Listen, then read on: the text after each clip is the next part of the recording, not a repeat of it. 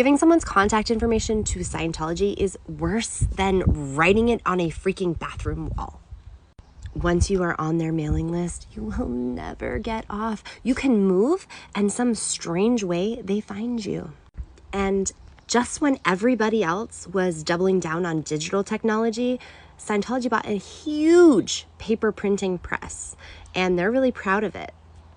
I used to get so much mail. Here's a picture of me. This is 6 months. 6 months worth of Scientology mail. And they would send it to Elizabeth, to Lizzie, which is a nickname I freaking hate, and I think they know that, to Liz. So I'd get multiple documents too.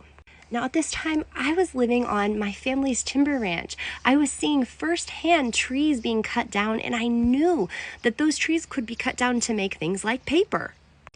And even when I was a Scientologist, I would call and say, hey, like, this is against my moral code. I don't need every single organization I've ever been to send me 3 copies of promotional materials. But they don't care, and that's a statistic for somebody. So if you take your name off of the mailing list, like, someone's not going to get paid that week. Someone's going to get in trouble, and they don't want to do that.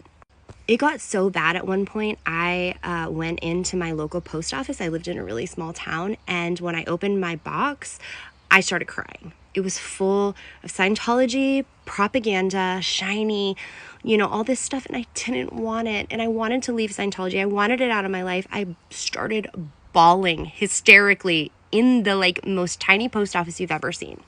And I asked, could I please stop this mail, please? And the post woman, she was like, I'm so sorry. This is bulk mail. I can't stop it. But bless her heart, and we lived in a small town. She said, I'll try to remove it for you. If I see it when I'm on shift, I'll help you out. And I said, thank you, thank you, thank you, thank you, thank you. And she did. She stood by her word. And I don't know where it went, but it did slow down a lot, which was such a help for my mental health. And the only reason I think I don't get mail today is because I'm declared a church enemy. I went on that show, Leah Remini's show with Mike Rinder, the Scientology in the Aftermath, and I blasted all my Scientology secrets from my family. And now I don't get the mail because you know what? I would make so much freaking content about it if they sent it to me.